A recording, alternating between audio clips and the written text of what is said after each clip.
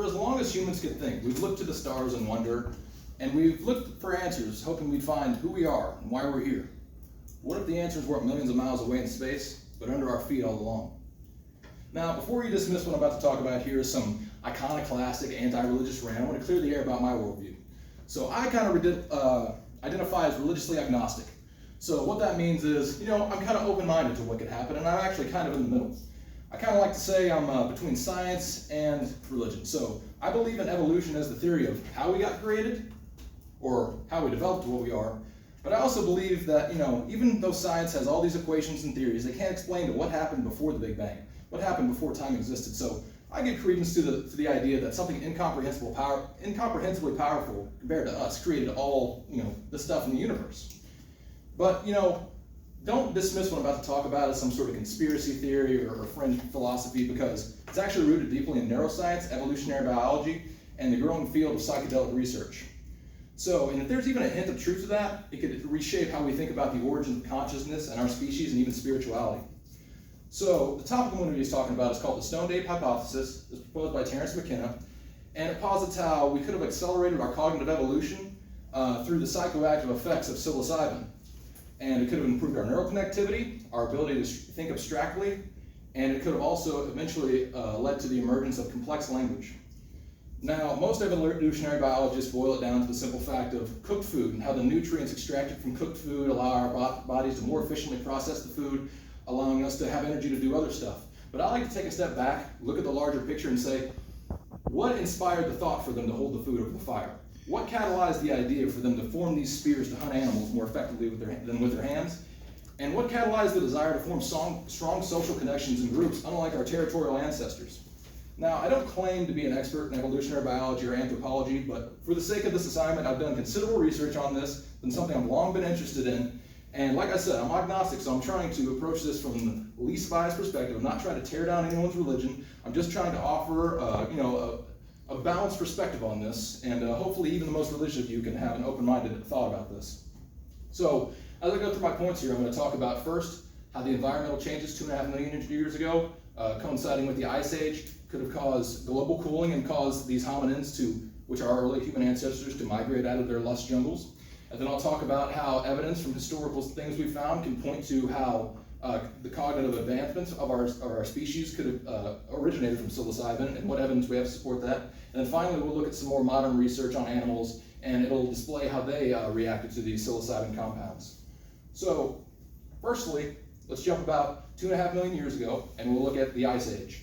So, the Ice Age happened 2.5 million years ago, and according to my boy, paleoanthropologist Rick Potts in 1998, he posited that this could have caused lush jungles to recede into dry desert-like savannas, and this would have caused the apes to have to migrate out of their known habitats with these endless food sources, and survival became more complex. They had to look for new places to live, and of course they had to forage new food sources. And now, so according to Terence McKenna's 1992 book, Food of the Gods, and this is essentially what this theory is based on, these guys would hunt animals, and since they were desperate for food, they didn't want to starve to death. Through these animals, they would drop dung piles, and out of these dung piles would grow psilocybin mushrooms. They ate these, and this was argued to potentially expand their cognitive mind state, abstract thinking. And as we go through this, we'll talk about the evidence. So let's look at the evidence that might point to early signs of human intelligence. So the oldest stone tools on record are the Oldowan tools that appear, and these are in Israel, 2.6 million years ago. So these are very simple flakes and choppers, but these signify the initial, expansion of our brains to said, instead of trying to chop down a tree or break it with our hands, let's try to use these stone tools. And over here, now you can jump forward distantly into the future, 100,000 years ago, right? Early humans, let's look at my source here again. According to Stout, 2012, by the way, this is all from Britannica. That's where the Old One tools came from. Paul Pettit's 2010 book talks about the quasi-burials and how early humans would bury their dead with gifts, flowers. They would decorate the burial sites, and this signified that they may have been thinking symbolically about the afterlife. And so you can see here, this guy was buried with antlers, and this could have been a kill that he had that was meaningful to him, and when he passed, people around him said, this meant a lot to him, let's make sure he goes on with it. And then furthermore, we can look at, so this is ancient cave art, and we can look at both of these from caves in France. This one on the right is well known, it's called the Sorcerer, and then it features a half human, half creature of some sort, deer, elk, and these are commonly reported hallucinations from people under the effects of psychoactive compounds to this very day. So, and obviously this is one interpretation of it, and these are ancient scrawlings, but you know, if you look at it from the depiction of this man who drew this, it looks very similar. And then Thomas Lawson's 1998 study that looked at the Lascaux Caves scrawlings. So you look at these scrawlings on the right side. These are the interpretations of the scrawlings found on cave art. On the left, these are commonly reported entoptic phenomena that happen from people who experience psychedelics. So if you look at the similarity between these two, these point to a high causality probability to say this is what these guys were experiencing, and so they were able to scrawl this in a simplified, rudimentary way. So let me, I just don't want to make sure I'm not skipping anything important here. Okay, and lastly, the evidence we can point to, which is long-standing evidence, is this is one of the biggest mysteries in the history of the fossil record. 2,000 years ago, our brains jumped from 350 grams of brain size in Australopithecines to 1,300 grams in modern-day Homo sapiens. So this is one of the biggest mysteries, but this theory at least offers some sort of plausible explanation to how they could have developed this brain size. You know, compared to previous iterations of brain growth, this was a huge, dramatic spike. And you know, the expansion of our brains through psychedelics could be one plausible explanation. And so now that we've looked at a little evidence, I don't have a slide for this, but we're going to move on to modern day studies and how they can support the claim that psychedelics could have expanded our mind state in ancient hominins. So, my boy. Okay, so I can talk about this. So, I'm actually in a very enviable state to many scientists because I'm not an accredited guy, I'm not a researcher or professor, so I can talk about these provocative theories without being judged and discredited and losing my tenure. But unfortunately, due to those pressures that many of the experts in this field face, they're never allowed to voice their opinions on stuff like this because it could get them fired from their job, ruin their life. And there have been no studies really of the effects of psilocybins on primates, chimpanzees in specific, which are the most, and bonobos, which are the most DNA specific to us, closest to us, our relatives. But in 1971, in Japan, Hariri did a study on the EEG readings of apes and primates under the effects of psilocybin, and he didn't, it wasn't a long-term study of behavior, but it did indeed find that it did affect their brains adversely.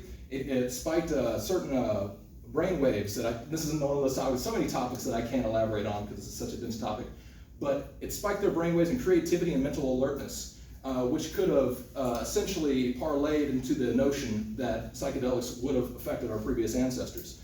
But actually, very thankfully, a study from 2023 by Pacheco et al. Did psilocybin tests on mice and other animals, and they found very promising results on this. They showed that the rats showed unlearning of conditioned behavior, they improved their decision making, and it boosted their libido, which are all effects that are reported from humans in modern studies of psychedelic effects. So this could have parlayed into how our ancestors got out of the cycle of repetitive behavior and had new insights on how to optimize their life. And it could have also explained why their libido increased and why we started grouping up instead of being like, ooh, ooh, get out of my territory. We were like wanting to be more togetherness. And so this is all like, you know, you could say this is like all, what's the word, circumstantial evidence. Circumstantial is one way to explain this, but I just think that this is a very thought-provoking lens to view the origins of human consciousness. And people like to think it's divine revelation, and that's a simplified answer to it. But what if it was even more simple? It was just biology, simple mushroom that we found here on Earth. This challenged the idea that scientists hate to acknowledge that these drugs, these psychedelic drugs, you know, mean nothing to us, but they could have sparked, catalyzed what was humanity's greatest neurological leap forward. So, oh yeah, let's go over here. So, recap my main points. We looked at, you know, how the environmental changes could have, you know, caused these early hominins to migrate out of their habitats and find the psilocybin mushrooms. We look at evidence of what could have been the byproduct of them consuming these psilocybin mushrooms with their innovations and creations. And I know I went through the slides quickly, but you saw the tools, you saw the art, and you saw how our brains have evolved. But lastly, I want to leave you with this. So here, This is a neural map of the human brain. This is the most detailed map we've ever created by Google, and is in 2021. This is our biological thinking web. Neurons connecting form a multitude of circuits, and they link together, and they send information. This is a mycelial network. This is an ancient underground network of fungus that connects all the living organisms on Earth, trees, plants, and it's estimated to be at least 1 billion years old. This is the cosmic web. This is how matter fluctuates throughout the universe. As you can see, dark matter and galaxies cluster along filaments, and they transfer information stretching along millions and millions and hundreds of millions of light years. And finally, this is a deep neural network. This is a series of algorithmic layers designed to replicate how our brains process intelligence and information. And if you look at these, do these not look eerily similar? Could what we would be seeing here be nature's blueprint? Or perhaps it's the user interface? I like my idea better. Thank you.